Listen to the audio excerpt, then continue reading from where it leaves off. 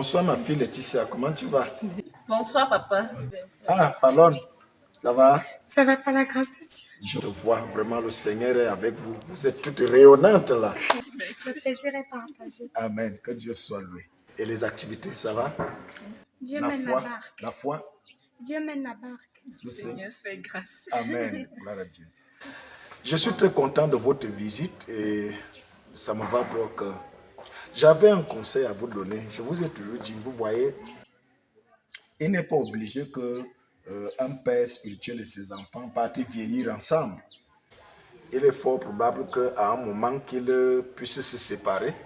Mais le problème est souvent au niveau de la séparation. Parce que si tu fais une mauvaise séparation avec ton père spirituel ou ton pasteur, il peut y avoir des conséquences. Parce qu'il y a une différence entre un père spirituel et un pasteur. Quelqu'un peut être ton pasteur n'étant pas ton père spirituel. Donc la mauvaise séparation a forcément des conséquences dans la vie. Et papa, qu'est-ce qui peut amener un enfant de se séparer de son père spirituel? Enfin, la séparation est souvent, la plupart des cas, dans l'expérience que j'ai eue depuis que je marche avec le Seigneur, c'est provoqué par des sorciers des villages de celui-ci. C'est-à-dire que les totems du village ne veulent pas qu'il reste là où il a un bon suivi, là où il est bien nourri. Et tout de suite, il change de comportement, il décide d'abandonner. Parfois, on met en lui l'orgueil. Il dit qu'il est déjà arrivé, il claque la porte. Et en claquant la porte, il profite pour gifler son père spirituel.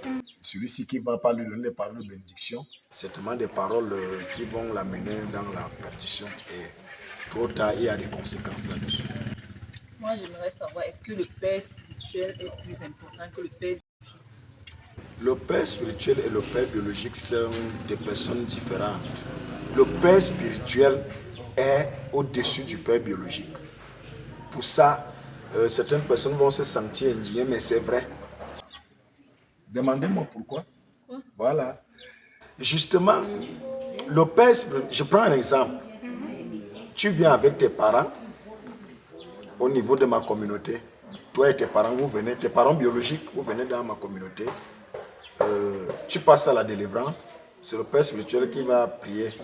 Tes parents aussi passent à la délivrance. C'est le père spirituel qui va les délivrer. Tu vas m'appeler papa, eux aussi vont m'appeler, n'est-ce pas?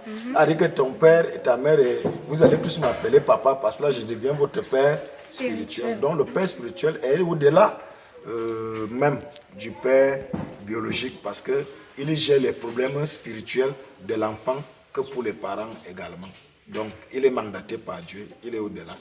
Et une telle séparation, il y a des conséquences qui s'en suivent? Oui, avec un père spirituel, beaucoup ils font l'erreur. Parfois, ils se querellent avec son père spirituel. Par exemple, se quereller avec son père spirituel, c'est attirer à soi-même la mort. Quand tu vas dire à ton père spirituel que tu n'es rien, lui aussi va te dire tu n'es rien. Tu vois, je prends un exemple. Ton père spirituel te dit tu n'es rien parce que tu lui as dit tu n'es rien. Toi, tu es l'enfant, tu as dit à ton père spirituel, tu n'es rien. Amia, tu n'es rien. Tu vas voir la puissance de la parole d'un oint de Dieu. Cette parole va s'accomplir sur toi à 100%. Elle va s'accomplir. Parce que ce n'est pas la parole d'un homme ordinaire qui est sorti. Et beaucoup pensent que quand il ne considère plus que son père spirituel comme étant son père spirituel, il peut lui dire du n'importe quoi et s'en sortir. Non. Il y a des conséquences drastiques là-dessus. Parce que c'est toi qui l'as appelé papa. Et lui t'a appelé mon fils, comme il vous appelle mes filles aujourd'hui. Des mois après demain, vous vous placez à la porte, vous dites que je ne suis rien. J'ai resté un père. Dès le ciel l'a mandaté comme un père. J'ai un pouvoir spirituellement parlant dans vous. Parce que la vie est surtout spirituelle. La vie n'est pas physique. Un homme peut avoir plusieurs pères spirituels. Paul Samba dit, quand vous aurez 10 000 maîtres en Christ, vous n'avez cependant pas plusieurs pères, puisque c'est moi qui vous ai engendré à l'évangile. Vous pouvez avoir des maîtres spirituels là-bas dehors, mais vous avez un père, c'est moi. C'est moi qui suis votre vrai père, c'est moi qui vous ai engendré dans l'évangile. Si vous êtes né de nouveau, c'est moi qui vous ai enseigné la parole de Dieu. Et c'est comme ça. Donc, ma fille, viens, ça va? Génial, ok, voilà. Je suis abondamment bénie par ce conseil. Voilà. Que le Seigneur vous bénisse et suivez mes conseils. La Bible dit que confiez-vous en l'Éternel, vous serez enfermés. Confiez-vous en ses prophètes et vous réussirez.